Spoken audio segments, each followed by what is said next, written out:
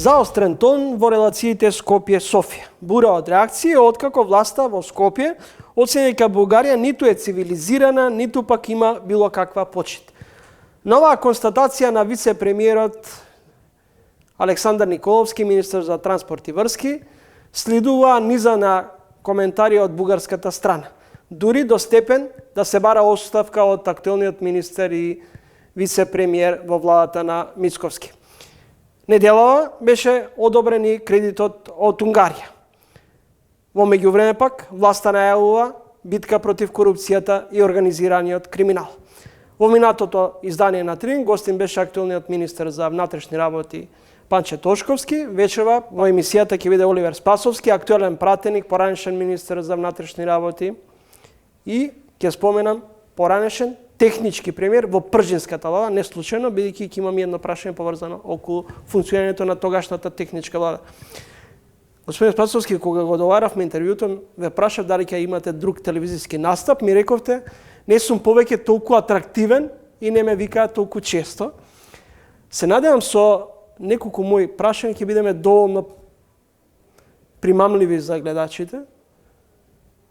Докаде достигнуваат пипците на криминалот и корупцијата? Видете, тие се прашања на кои што ќе мора да се дадат одговори сега.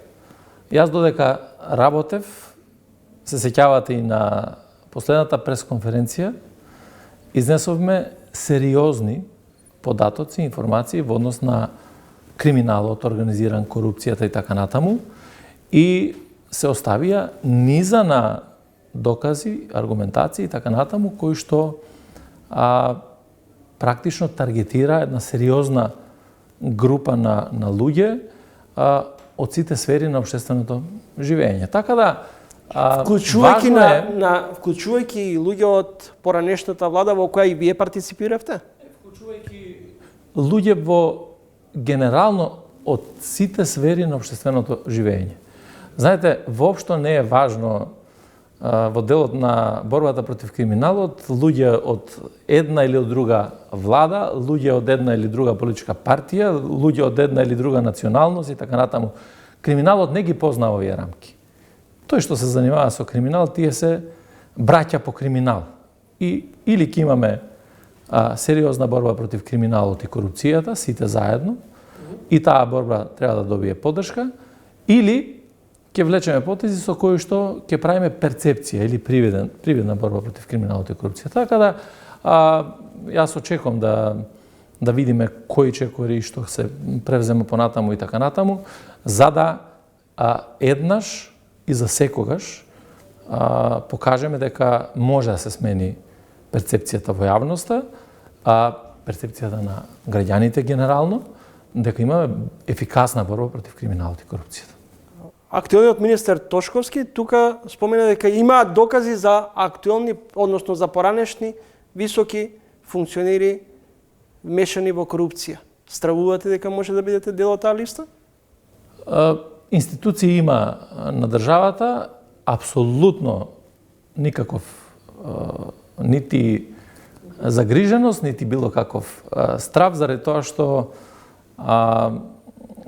криминалот и корупцијата треба да се барат таму каде што ги има, и тоа треба да го кажат органите на државата. Сите заедно да работат, без разлика за кого е, доколку има направено криминали, тоа да го обелоденат. Така да, во тој дел, апсолутно сметам дека не треба политички памфлети за ова дека имаме, немаме, ќе се наоѓа, па денеска гледате еден представник на политичка партија, па утре гледаме друг представник на политичка партија, па ќе излезе претседател на владата, ќе рече да има докази. Јас прашувам сега од каде се тие информации, заради тоа што истражните постапки се тајни и нив ги води јавното обвинителство. Така да, сето тоа мислам дека се користи повеќе за политички цели, отколку за некаква сериозна, би рекол, борба или сериозен пристап. Господин Спасовски, Палчо бе обвинува дека вие и Бубевски сте сушност, немате докази за него дека е ликвидаторот на двојното убиство во центарот на Скопје. Видете, луѓе кои што се гонат за сериозно убиство, прво сметам дека апсолутно не треба да им се става толку медиумски простор за било какви коментари. Напротив, има суд и преку суд треба да се докажат сите тие аргументи и факти. Имаме потврдено обвинение и целиот тој процес ќе се заврши во судска постапка. Ова интервју го правиме во време кога премиерот Мицковски е во Брисел со порака дека им ги пренесува на своите европски партнери фрустрациите на македонските граѓани што се уште сме во статус кво позиција поради веројатно очигледниот проблем со Бугарија. Во меѓувреме ни се случува една бура од реакции по размената на конфронтации меѓу Скопје и Софија, која произлезе всушност од средбата на председателката Сијановска со нејзиниот бугарски колега, со необјавувањето или непоставувањето на македонското знаме. Сега ве прашувам, дали ова игра и кредитот од Унгарија всушност оставаме простор да бараме алтернативно решение наместо Европска Унија? Бидејќи во дел од медиумите се споменуваше дека не се всушност унгарски, а всушност дека се работи за кинески пари. Па видите, често пати досега се поставувала дилема во јавноста дали впрочем декларативните заложби на ВМРО-ДПМН како опозиција за членство во Европската Унија може да бидат и реални, заради тоа што знаете, често пати имавме досега изјави во кои што се истакнуваше таа скепса во однос на нашиот пат кон Европската Унија, меѓутоа никаде и никој до сега во Македонија нема понудено алтернатива, да видиме. Која е алтернативата доколку државата не треба да се движи по европскиот пат? Ние сме длабоко навлезени на европскиот пат и тој пат за нас, како СДСМ, за мене лично нема алтернатива и ние мораме да го изодиме тој пат.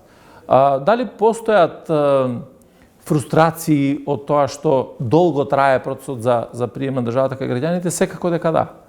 И секако дека во тој правец треба да се преземаат поенергични чекори од страна на Европската Унија. Меѓутоа, апсолутно не можам да се согласам дека се некој друг ни е виновен за тоа што ние како држава не можеме да го постигнеме. Напротив, сметам дека треба многу сериозно, многу посветено да се работи на таа европска агенда.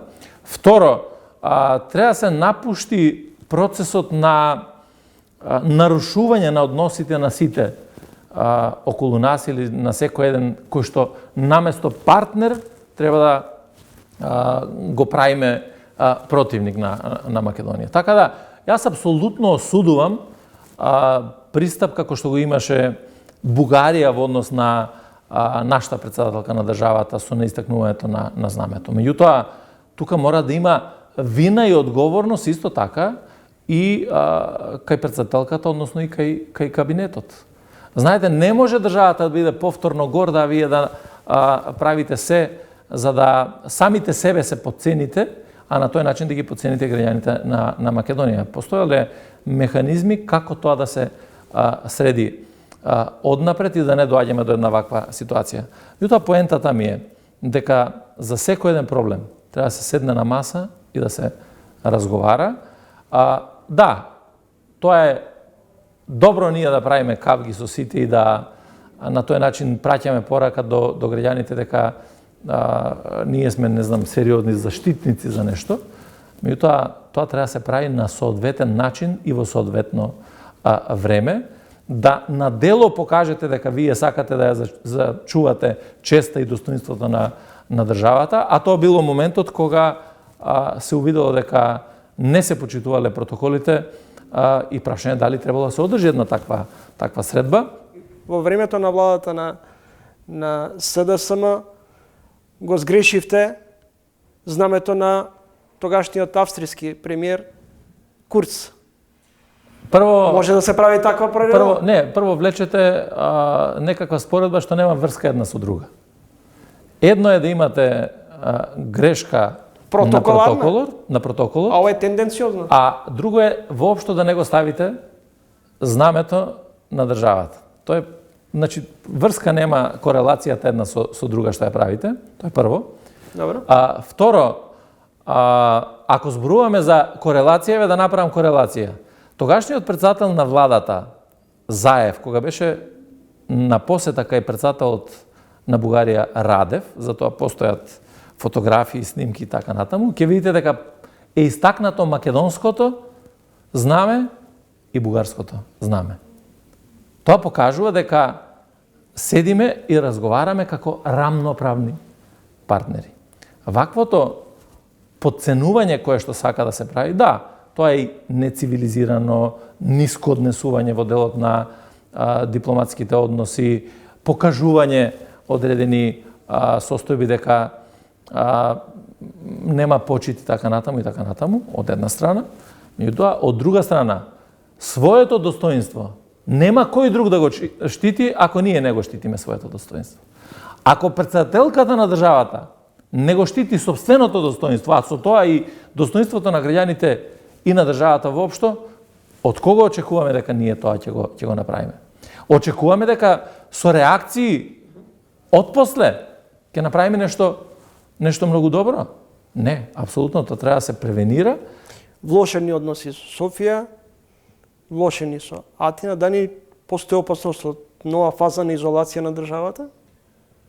Јас не би сакал да се случи новата фаза на изолација, заради тоа што тоа нема да биде добро најмногу за нас, не за некој друг. Тезите дека нема да биде добро за државите со кои што ние се конфронтираме, се тези кои што не држат, заради тоа што сепак нашите соседи се членки на Европската унија и тие седат на масата што се одлучува, ние сме кандидати за Европската унија. Наша одговорност ќе биде тоа како да направиме да ги градиме односите на едно подобро ниво. Сами сме сведоци дека потпишувањето на договорите со Грција допринесе да биде Грција најголем партнер на државата и да не подржи за членството во НАТО и во делот на Европската унија. Дали има недостатоци во однос на спроведувањето на договорите? Да, има. Дајте да ги видиме кои се тие недостатоци, па како да ги отстраниме. Меѓутоа, верувајте дека влечење на потези кои што ќе не носат кон изолација ќе допринесе на директна основа да имаме штета ние како држава, а со тоа да имат најмногу граѓаните. Затоа е важно владата на ВМРО-ДПМН да биде сериозна и одговорна према сите нас. И сериозноста и одговорноста не се огледа во тоа дали вие ќе се скарате со еден со друг и така натаму или ќе бидете премногу гласни постфестум. Туку сериозноста и одговорноста е да мислите за тоа што ќе се случува во иднината. И што е тоа што треба да направиме, што ќе биде најголем интерес за државата и за граѓаните. На крајот од месецов во Скопје доаѓа токму унгарскиот премиер Орбан. Дали може тоа да биде и навестување за можно враќање на екс-премиерот Груевски во земјава? Во вашиот мандат ви избега екс-премиерот, не успеавте да го вратите во државата. Дали може би актуелната влада, предводена од ВМРО-ДПМН, ќе го вратат нивниот поранешен лидер? Прво сметам дека комуникацијата со сите држави или државнички пристап за комуникација треба да го имаме, па треба согласно на тоа и на Унгарија, заради тоа што сепак во многу сегменти, посебно во делот на миграцијата, да речеме, ние бевме силни партнери со Унгарија и имаме низа на работи кои што заеднички сме ги завршиле во овој правец. Дали ние лично како партија или како поединци се согласуваме со одредени потези кои што се прават, тоа е веќе некакво друго прашање. А инаку, јас воопшто не сметам дека тема на разговор ќе биде Груевски неговото враќање помеѓу Мицкоски и Орбан. Дали тоа значи дека за вас Никола Груевски е минато и дека не очекувате да биде екстрадиран во Скопје? Не, јас очекувам да биде екстрадиран, меѓутоа тоа нема да се договори со Орбан. Сега кога е замрзната коалицијата СДСМ и ДУИ, дали мислите дека премногу им допуштите на интегративците, говорам за Али Ахмети, и нивниот криминал всушност падна пред се на грбот на СДСМ поради тоа што бевте оквалификувани дека заедно сте всушност дел од носителите на корупцијата и криминалот, за ниската доверба во правосудниот систем, за селективната правда. Прво, не може да стане збор за замрзната или одмрзната коалиција. Едноставно тоа беше владина коалиција која што функционирала, инаку како политички партии, секој од политичките партии, барем во таа владина коалиција, носела своја одлука. Ние не сме биле во некаков сојуз заеднички, па сме настапиле, а сега сме замрзнале таа коалиција. Ние градиме собствена автентична политика како Социјалдемократски сојуз, така било и претходно, така ќе биде и понатаму.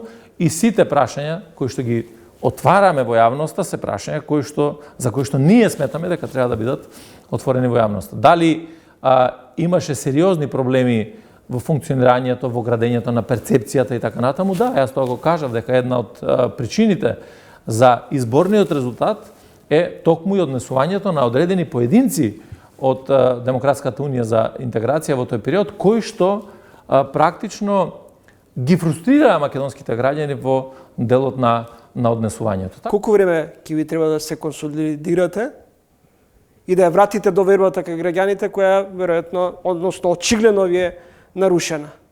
Сигурно дека треба да се на основа на анализите кои што се прават да се детектираат новата политичка платформа со која што ќе делуваме пред граѓаните, така да ова е период во кој што ќе мораме сите заедно максимално посветено да работиме се со цел да се врати довербата која што е нарушена. Впрочем, да не била нарушена довербата и да биле добри сите политики и резултати и така натаму, или сето она што било превземено, изборниот резултат ќе беше поинако. Може би денес ќе разговаравме како партија која што е на власт. Меѓутоа, во едно демократско општество, граѓаните се тие кои што одлучуваат, ги носат одлуките и ние треба да ги следиме во однос на тоа како тие перцепираат состојбата. Господин Спасовски, на крајот не случајно споменав дека бевте и премиер на техничката влада. Која е вистината за пропаѓањето на Евростандард банка во време кога вие бевте премиер на техничката влада? Тоа беше време на една влада која што работеше и во делот на здравствената криза, на ковидот, на економската криза и така натаму. И влада која што прв пат од независноста работеше без собрание, односно преку вонредна состојба. Така да сметам дека навистина направивме се, и тоа се покажи на изборите во 2020 година, кога граѓаните ја дадоа довербата.